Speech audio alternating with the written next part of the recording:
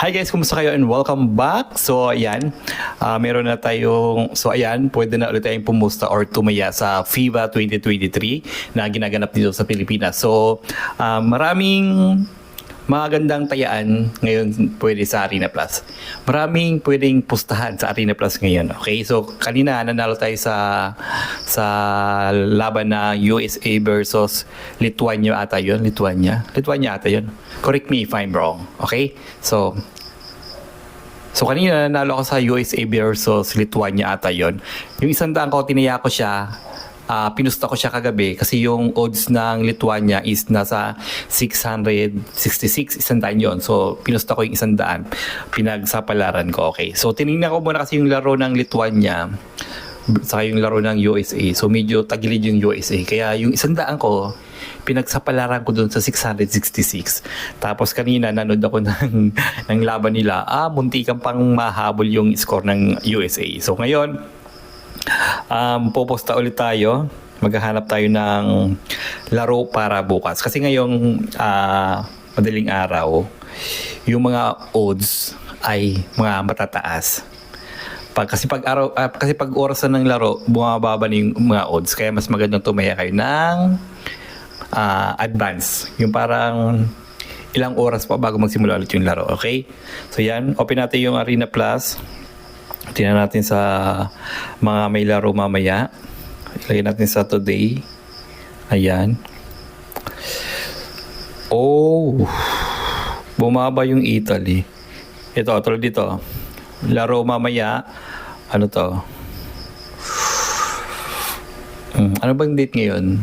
September 4? September 4, alas 8. Italy versus USA. So yung Italy ay tinalo nito yung Pilipinas at medyo magaling din tong Italy. Tapos kumpara sa USA. Kasi yung USA natalo kanina. So tataya tayo dito sa Italy. Okay? So yung odds ng Italy is 5.26. Ito pa lang yung may mataas. Ito pa lang may mataas. Kanina nag-6 to eh. Yan. Sabi ko nga, habang tumatakbo yung oras, pwedeng bumaba yung odds ng Italy at pwedeng tumaas yung USA. Yan, ito. May laro din bukas yung Lithuania. Mamaya para may laro din mamaya yung Lithuania. Alas 4. Kaso mababa pa yung odds. Yan, tinan nyo to. Pupusta tayo dito sa Italy. Okay? So, yan.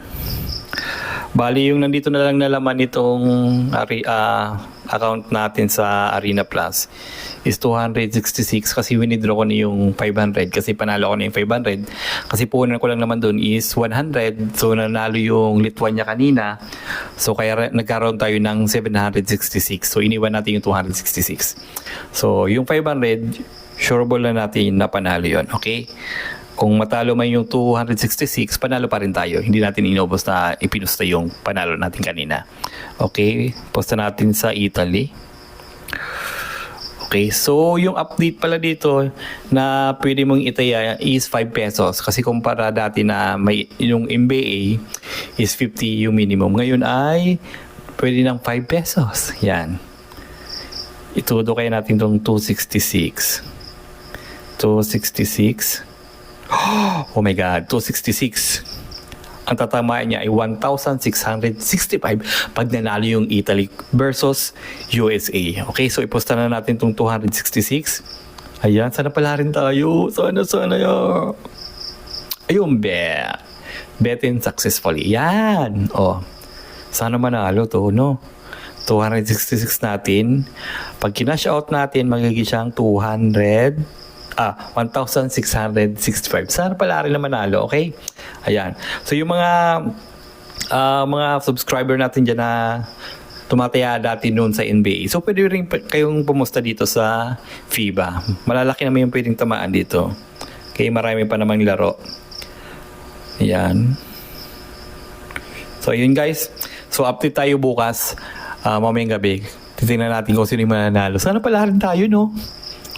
So ganito lang guys. Thank you for watching. Bye-bye!